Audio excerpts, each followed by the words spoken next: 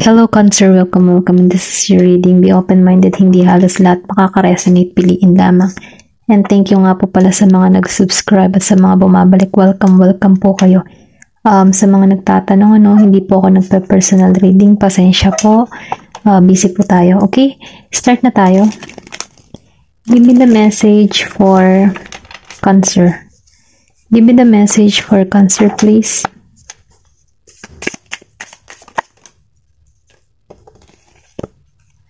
Okay, meron ka ditong Four of Swords, reverse. Then, meron ka ditong Two of Cups, upright. Give me the message for Cancer.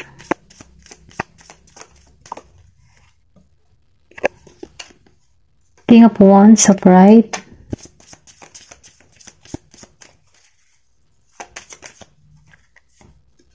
Then,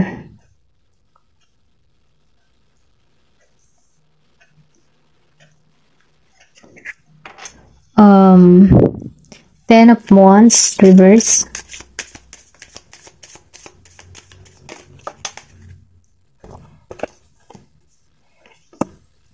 Page of Swords, upright.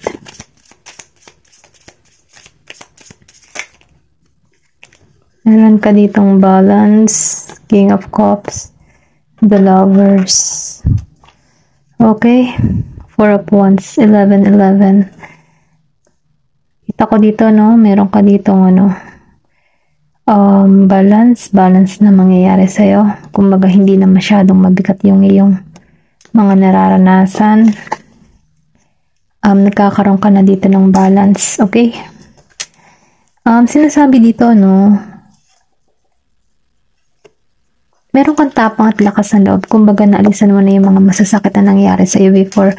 And then, nakikita ko rin dito na nagkakaroon ka na ng kumbaga, hindi mo na ina-isolate yung sarili mo sa karamihan.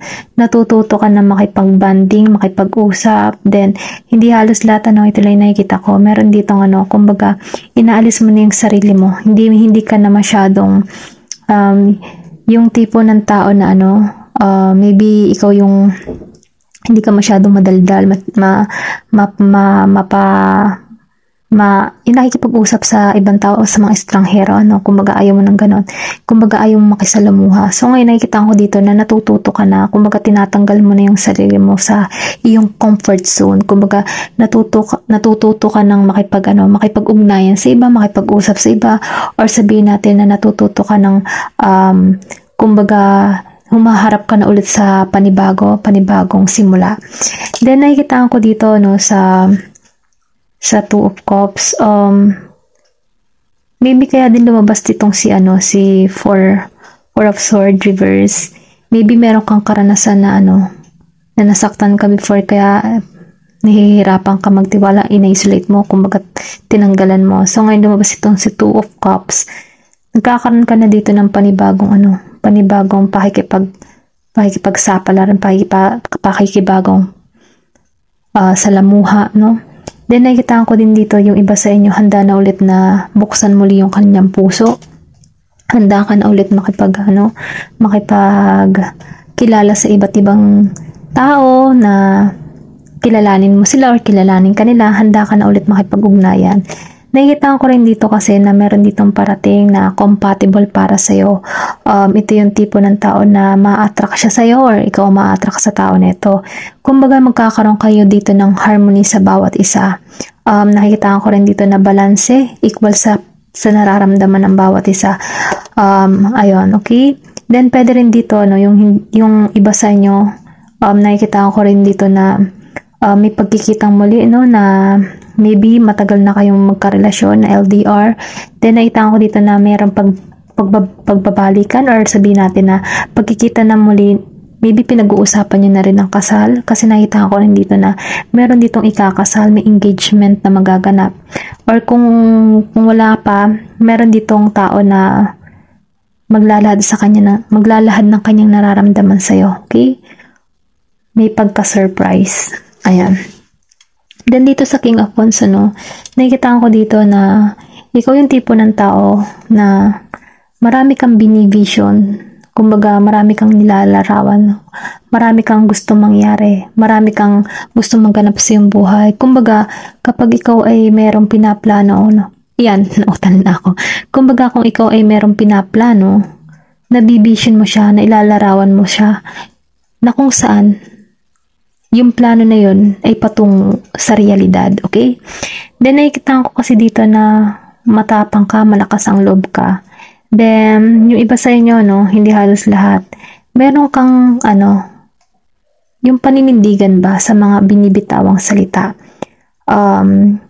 Meron ka din pagkilos, kapag meron kang gustong gawin, gumagawa ka ng hakbang upang makamit agad-agad yon. Kumbaga, hindi ka nagpapatumpik-tumpik. Kumbaga, gumagawa ka ng aksyon, okay? Then, nakikita ko sa'yo. Maybe meron kang person dito ng Libra, Cancer din, then Aries. Meron din ditong Gemini, Sagittarius, Pisces, Capricorn, and malakas ang Aries. Ayan, okay? Dalayitaan ko dito Cancer, no? Yung iba sa inyo, hindi halos lahat. Merong matured at meron ding immature. Kumbaga, masyado siyang emotional. Kumbaga, pinagagana niya masyado yung emotion niya sa tao. Na kung saan, madali siyang madali siyang makaya or madali siyang madala sa sinasabi din ng iba. Kasi, masyado kasi pag nagmahal or pwede rin sabihin sa kaibigan, masyado kang malapit. Kumbaga, kapag naging kaibigan ka, hindi mo talaga tinuturing na iba. Masyado kang emotional. Kumbaga, ayun nakikita ko, dahil doon, yung iba sa inyo nakakaramdam ng pagkabalisa, kasi maybe kasi pag emotional ka kasi, madali kang madali mong ma-feel yung energy ng isang tao. Kasi halimbawa malungkot yung isa, nararamdaman mo yung kalungkutan ng tao na yun, okay? Ganon yung nafe-feel ko dito. Hindi halos lahat kasi masyadong sobrang emotion. Madaling madala. Yun yung tumbok doon, madaling madala. Madala sa sinasabi, madali sa hindi naman halos lahat, ayun lang yung nakikita ko. Maybe dahil malambot ang puso mo or mabuti kang tao, kaya madali ka lang madala. Hindi nga lang na ng iba. Kumbaga, syempre ang tingin ng iba, uto-uto, ganyan. Pero hindi. Iba yung uto-uto sa emotional na madali lang ikaw, mababa lang yung loob mo. Okay? Ito lang yung nafe-feel ko. Then, nahitaan ko dito, sa Ten of Wands reverse. Ikaw yung tipo ng tao na sabihin natin na yung paghihirap mo, unti-unti mo na siyang nalalampasan. Kumbaga, before, maybe marami kang dinadala or baggage, family, or pwede rin sabihin na yung trabaho, larangan ng trabaho mo, bigat-bigat, Kumbaga, dala-dala mo, marami kang isipin, marami kang problema pag nagsabay-sabay. So, ngayon nakikita ko dito na unti-unti mo nang nalalampasan, okay? Unti-unti ka nang nakakaahon. Kumbaga, unti-unti ka nang nakakahinga sa mga mabibigat na problema dinanas mo. Kumbaga, nalalampasan mo siya ng unti-unti, nagkakaroon ka na dito ng maluwag na paghinga. Okay, ganun yung nakikita ko dito, Kumbaga, inaalisan mo na yung mga mabibigat na problema, nagkakaroon ka na dito ng kaliwanagan, kumbaga na-handle mo na ng maayos yung sitwasyon. Then, nakikita ko rin dito kasi sa Ten of Wands, kumbaga, magaan na para sa'yo, okay? Maybe, nagkakaroon ka na dito ng magagandang pangyayari sa'yo na kung saan nagiging ng medyo magaan-gaan ang iyong daloy ng pamumuhay.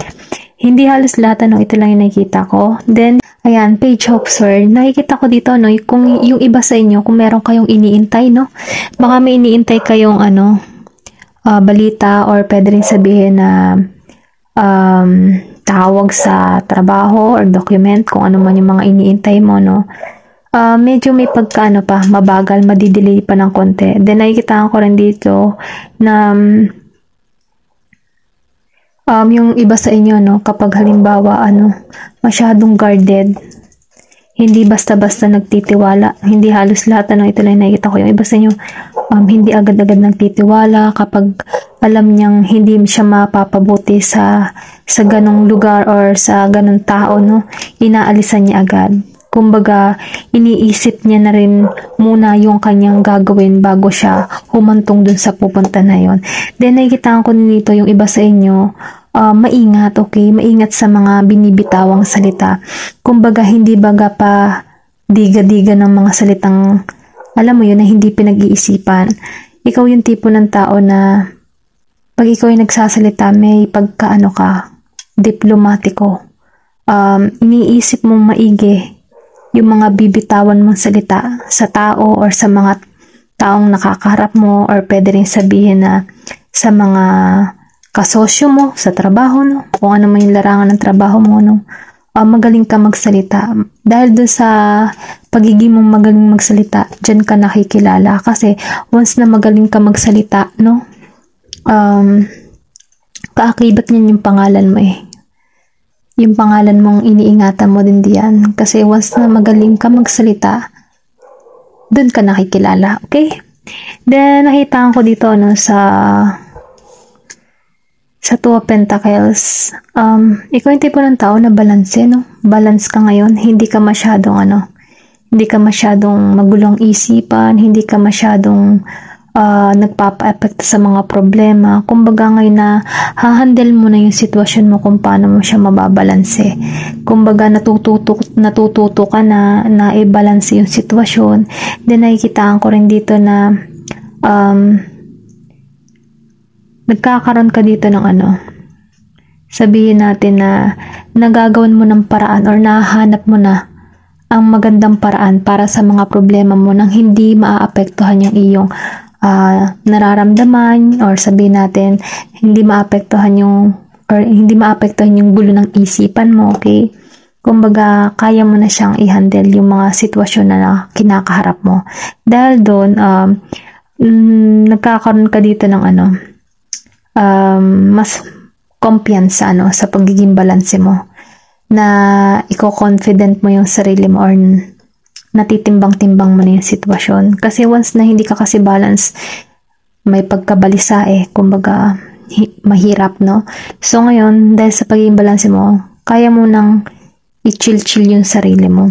Then yung iba, no, hindi halos lahat, nakikita ko dito may marireceive na pera. Okay? Meron ditong makaka-receive ng pera hanggang katapusan ng buwan. Then, naitaan ko rin dito, yung iba sa inyo, kung ano man yung mga investment nyo, or kung ano man yung mga tinatrabaho nyo, nagkakaroon na ng tubo, okay, or kung ano man yung mga, sabihin natin kung ikaw man ay nag-aangkat ng mga paninda, nagkakaroon na ng pag-angat, progress, profit, kumbaga, may tubo na, ikaw na nare-receive, okay? Kung ano man yung klase ng work mo, meron akong nakikita dito na may tumutubo na. Then dito, sa Four of Wands, hindi halos lahat. Yung iba sa inyo, meron pagkikita, or LDR situation na pagkikitang muli, or pwede rin sabihin na meron ditong tao, kung ikaw man ay isang single, at hinihiling mo na magkaroon ka ng partner in life, patungo ito sa'yo, parating to talaga sa'yo. Manalig at magtiwala, kasi once na naniniwala ka na mayroong magandang mangyayari sa'yo, kung ano man yung iniisip mo na maganda, or kung ano man yung gusto mong partnership na sa buhay mo, yun ang maakit mo. Kaya panatilihin mong maging positibo, kasi nakikita ko dito na merong kagalakan, kasiyahan na magaganap sa'yo. At sa mga LDR situation, maybe yung karelasyon nyo nasa malayong lugar, or pwede rin sabihin nasa ibang bansa, nakikita ko dito na may pagkikita ng muli. Kumbaga, magkakaroon ka dito ng masayang pamilya, kung kayo man ay LDR situation na ngayon may pagkikitang muli, ngayong September na to hanggang katapusan, may pagkikitang muli na magbibigay ng kagalakan, kasayahan at tagumpay sa bawat isa. Nakikita ko rin dito na meron teamwork, maganda yung samahan ng pamilya. Then nakikita ko rin dito na kung kayo man ay nagpaplano ng ikasal, nagpaplano kayo magpakasal, nakikita ko dito ng tagumpay ang naghihintay sa inyo. Kasi meron ditong sabihin natin na feeling feeling siyang welcome sa family mo, welcome kung ikaw man welcome ka sa buong pamilya ng tao na to, or yung tao na to, welcome ka sa kanya, or welcome siya sa family mo. Basta meron ditong welcome, okay, na magbibigay ng kagalakan at kasiyahan sa bawat isa. Masayang pagsasama, masayang pamilya, at nakikita ko dito na may masayang ikakasal, okay? Ayun lang yung nakikita ko, hindi halos lahat. Kasi lumabas dito si 2 of Cups and si 4 of Wands, then 2, 2, 11, 11. So, nakikita ko dito na meron ditong new beginning, luck, and love na naghihintay sa'yo. Kung kumare, tingnan mo din yung angel number 1111. 1111 yan. Okay, napa 1111 ako. Tingnan mo yung 1111 number mo, no? Na kung saan angel number yon, na meron ditong new beginning, new love na naghihintay sa'yo, at swerte at biyaya. Okay? Ayun lamang basta maniwala ka at manalig sa pong may kapal sapagkat ito'y parating sa iyo. Okay, thank you for watching and love and peace.